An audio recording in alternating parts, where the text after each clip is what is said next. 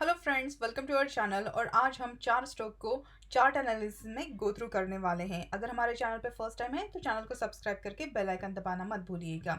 तो पहला स्टॉक जो हमारा है वो है दीपक नाइट्रेट। बहुत लोगों की हाई एक्सपेक्टेशन है दीपक नाइट्रेट से, लेकिन जो स्टॉक है वो अभी भी करेक्शन में ही चल रहा है। तो चलिए देखते हैं इसका चार्ट। तो चार्ट में अगर आप यहाँ पे देखते हैं तो इसने जो हाई लगाए हैं 3000 के, उसके बाद ये यहाँ पे गिरावट ही हावी हुई है। उसके बाद इसने एक बाउंस दिया सपोर्ट के लेवल से, लेकिन फिर वो सस्टेन नहीं हो पाया और फिर से यहाँ पे गिरने लगा है। तो देखिए इस चार्ट में हो क्या रहा है, जब भी ये ऊपर के लेवल पे जाता है वहां पे सेलिंग प्रेशर आ रहा है, मतलब ये सेल ऑन राइज में चला गया है। ठीक है, तो जितने बार ये ऊपर जाएगा एक लेवल तक जहाँ पे भी उसको रेजिस्टेंस मिलता है वहां से फिर से यहाँ पे गिरावट ही दिखाई दे रही है। अब अगर हम यहाँ पे सपोर्ट और रेजिस्टेंस की बात करें तो देखिए यहाँ पे तो इसने एक inverse head and shoulder pattern बनाया था, जैसे कि हमने हमारे वीडियोस में बताया था पहले के। और उसके बाद हमारा टारगेट जो है वो अचीव हो गया। उसके बाद यहाँ पे फिर से यहाँ पे करेक्शन आ गया और वहां से हम यहाँ पे गिरावट दिखाई दे रही है। तो देखिए अभी हमें करना क्या है, ये जो यहाँ पे रेजिस्टेंस ट्रेंड लाइन जो मैंने बनाई है, ये जो स्टॉक है उसके ऊपर सस्टेन नहीं हो पा रहा है। इसमें इतनी स्ट्रेंथ ही नहीं है कि ये रेजिस्टेंस ब्रेक कर पाए। ये देखिए कंटिन्यूसली 3 या 4 दिन इसने स्ट्रगल किया, लेकिन उसके बाद आज के दिन जो क्लोजिंग है वो थोड़ी नीचे ही हुई है। तो जब तक ये स्टॉक यहाँ के जो लेवल है 2390 के उसके ऊपर ये नहीं आता है तब तक इसमें स्ट्रेंथ नहीं आएगी। हो सकता है ये फिर से यहाँ पे नीचे गिरता हुआ दिखाई दे, लेकिन यहाँ पे जो सपोर्ट है हमारा वो है यहाँ पे इंटैक्ट 2062 का। इसके पहले भी इसने ये सपोर्ट जो है वो टेस्ट किया है और वहाँ पे बहुत ही स्ट्रॉन्ग ग्रीन कैंडल के साथ उसने बहुत बड़ा यहाँ पे ब्रेकआउट भी दिया है। अगर यहाँ पे भी आप देखते हैं तो देखिए जब भी वो सपोर्ट के पास आता है जो कैंडल्स वो बनाता है वो बुलिश कैंडल बना रहा है, मतलब यहाँ पे रेड कैंडल बनाई, उसके बाद उसने स्ट्रॉन्ग ग्रीन कैंडल बनाई और उसके बाद उसने अपसाइड दे दी है। अब यहाँ पे अगर ये फिर से गिरावट में भी अगर आपको दिखाई देता है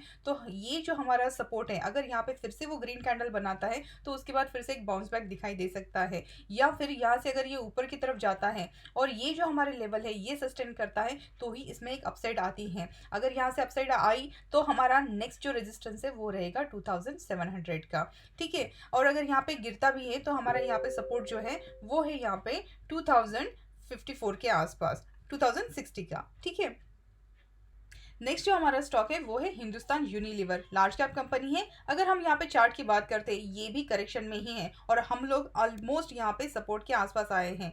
ये देखिए यहाँ पे जो सपोर्ट ट्रेंड लाइन बनाई है यहाँ पे उसने एक अच्छा बाउंस बैक दिया था, लेकिन यहाँ पे अभी फिर से यहाँ पे कंसोलिडेशन चल रहा है। ये जो हमारी रेजिस्टेंस ट्रेंड लाइन है कंटिन्यूस सेलिंग प्रेशर यहाँ पे बिल्डअप कर रही है। तो स्टॉक जो है जब तक यहाँ पे जो हमारे लेवल है 2340 के आसपास ये लेवल जब तक ये ब्रेक नहीं करता तब तक यहाँ पे अपसाइड नहीं आएगी। अब देखिए ये जो चार्ट पैटर्न है ये बना रहा है डिसेंडिंग ट्रायंगल। डिसेंडिंग ट्रायंगल एक तो यहाँ पे ब्रेकडाउन हो सकता है या तो फिर ब्रेकआउट, हम लोग बहुत करीब हैं यहाँ पे आइदर ब्रेकआउट के लिए या तो फिर ब्रेकडाउन के लिए, इसलिए लेवल पे जरूर ध्यान दीजिएगा। अगर इसने ये जो लेवल है 2230 के आसपास के अगर ये यहाँ से नीचे की तरफ ब्रेक कर दिए, चांसेस इसके कम हैं ब्रेक करने के, लेकिन अगर इनकेस ब्रेक हो गए तो हमारा जो नेक्स्ट सपोर्ट है यहाँ पे वो रहेगा 2150 के आसपास। लेकिन अगर इसने यहाँ से ब्रेकआउट दिया तो ब्रेकआउट के बाद हो सकता है यहाँ से फिर से रीटेस्ट हो, रीटेस्ट के बाद जो हमारा फर्स्ट टारगेट रहेगा वो टारगेट रहने वाला है 2420 का, क्योंकि देखिए यहाँ पे एक रेजिस्टेंस है तो यहाँ पे ये फिर से स्ट्रगल कर सकता है, सेलिंग प्रेशर या फिर प्रॉफिट बुकिंग यहाँ पे आ सकती है। अगर ये इसने यहाँ पे ये सस्टेन कर लिया तो उसके बाद की जो हमारे नेक्स्ट टारगेट है वो रहेंगे 2500 के आसपास। नेक्स्ट जो स्टॉक है वो है डेल्टा कॉर्प। डेल्टा कॉर्प में ये स्मॉल कैप कंपनी है, मार्केट कैपिटल है इसका 7435 का। लेटेस्ट क्लोजिंग हुई है इसकी 284 पे। अब देखते हैं इसका चार्ट। तो चार्ट देखिए यहाँ पे भी इसने बनाया है symmetrical triangle pattern, continuously consolidation में चल रहा है। कोरोना के चलते हुए यहाँ पे जिनके जो कसिनो है उस पर बहुत ज़्यादा इम्पैक्ट हुआ था। रिजल्ट इनके ठीक ठाक आए थे, लेकिन उसके बाद ये जो करेक्शन है ये अभी खत्म नहीं हुआ, ये ऑसिलेट कर रहा है दो लेवल्स के बीच में, जो कि ऊपर के लेवल है 300 और नीचे 250। तो यहाँ पे देखिए हम लोग ऑलमोस्ट करीबी हैं, यहाँ पे भी कंसोलिडेशन खत्म ही होने वाला है। ऊपर के लेवल यहाँ पे जब टूट जाएंगे और ब्रेकआउट देगा तो फर्स्ट जो हमारा टारगेट है वो फिर से 300 रहेगा और 300 के बाद यहाँ पे मिड से लेके लॉन्ग टर्म में 400 के भी टारगेट दिखाई दे सकते हैं। कंपनी बहुत अच्छी है, कंपनी की जो फंडामेंटल है वो भी बहुत स्ट्रांग है, बहुत ज़्यादा नए प्रोजेक्ट में भी ये एक्सप्लोर कर रही हैं और उनका बिजनेस जो है वो एक्सपांड कर रही हैं।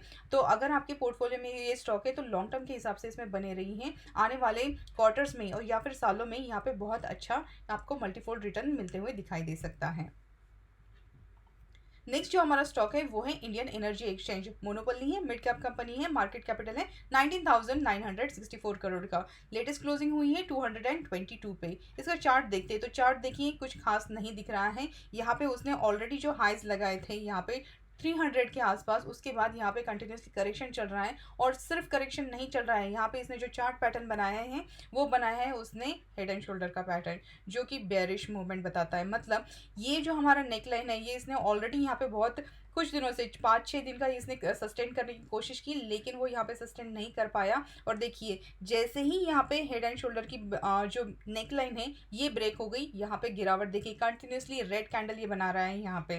तो जो हमारा सपोर्ट था यहाँ पे 240 का ये सस्टेन नहीं कर पाया, तो इसीलिए यहाँ पे गिरावट आई है। अब हमारा सपोर्ट कहाँ है, तो देखिए जो नेक्स्ट सपोर्ट है वो ऑलमोस्ट 200 के आसपास है, या फिर यहाँ पे 200 से लेके 195 के आसपास। तो ये जो सपोर्ट है हमारा 210 और 200 के बीच में, यहाँ पे ये इसकी गिरावट जो है ये रुकनी चाहिए और यहाँ से एक उसने बाउंस बैक देना चाहिए, ये एक एक्सपेक्टेशन है। लेकिन अगर ये यहाँ पे भी नहीं रुकता है तो यहाँ पे फिर से कंसोलिडेशन में ही चलेगा 200 से लेके 210 के आसपास। अगर ये स्टॉक आपके पोर्टफोलियो में है तो लॉन्ग टर्म के हिसाब से रखिए इसको, क्योंकि शॉर्ट टर्म में इसका तो अभी करेक्शन दिखाई दे रहा है। लॉन्ग टर्म के हिसाब से ही इसमें आने वाले सालों में यहाँ पे अच्छी तेज़ी दिखाई दे सकती है, लेकिन अभी के लिए इसमें करेक्शन या फिर डाउन साइड ही दिखाई दे रही है। जो नए निवेशक हैं वो अगर सोच रहे हैं कि ये यहाँ पे करेक्शन हो गया है, अच्छे दाम में मिल रहा है, लेना चाहिए, तो अभी इसको लेने की राय नहीं है। इस स्टॉक में जब तक अपसाइड की तरफ रिवर्सल नहीं दिखाई देता, यहाँ पे कोई ग्रीन कैंडल या फिर कोई कैंडलस्टिक पैटर्न यहाँ पे नहीं बनता है, तब तक इसमें आप निवेश मत कीजिए, क्योंकि आपको पता नहीं है ये स्टॉक कहाँ तक गिर सकता है। कंपनी अच्छी है, कंपनी में प्रॉब्लम नहीं है, लेकिन जो कंसोलिडेशन चलता है या तो फिर करेक्शन होता है, ये प्राइस वाइज होता है, कभी ये टाइम वाइज होता है, नहीं पता रहता है ये कब तक चलने वाला है। तो जब तक इसमें मूवमेंट नहीं आती है तो इसमें निवेश मत कीजिए, नहीं तो होगा क्या, आप उसको बाय करके रख लेंगे, ये धीरे धीरे नीचे जाएगा या फिर टाइम लेगा, मार्केट भी ऊपर चला जाएगा, लेकिन इस स्टॉक में आपको मूवमेंट नहीं दिखाई देगी। तो ऐसे स्टॉक पिक कीजिए जहाँ पे एक तो आपको ब्रेकआउट दिख रहा है या तो फिर जहाँ पे मूवमेंट है, वैसे स्टॉक में आप निवेश ज़रूर कीजिएगा। तो आई होप आपको ये वीडियो अच्छा लगा होगा और जो जितने भी आपके पॉइंट्स है, क्वेरीज है, वो यहाँ पे सॉल्व हुई होगी। और मिलते हैं हमारे अगले वीडियो में। Thank you so much.